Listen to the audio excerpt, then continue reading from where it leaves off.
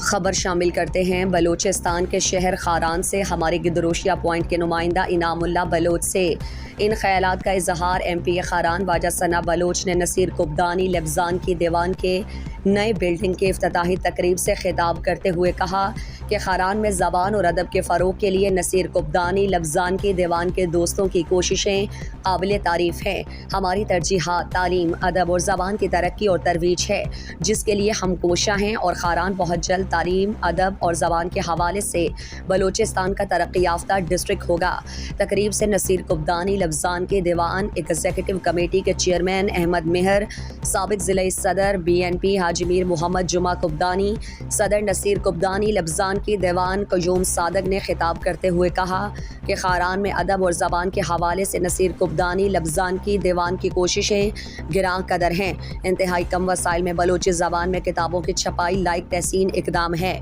یقیناً ادبی اور زبان دوست ماحول سے نوجوان نسل کو بلوچی زبان پڑھنے اور لکھنے کا موقع ملے گا۔ ایم پی واجد ثنا بلوچ نے نصیر قبدانی لفظان کی دیوان کی نئی بلڈنگ کے لیے فرنیچر اور صوبائی حکومت سے سالانہ گرانٹ کی منظوری کے لیے بھرپور تعاون کا بھی یقین دلایا۔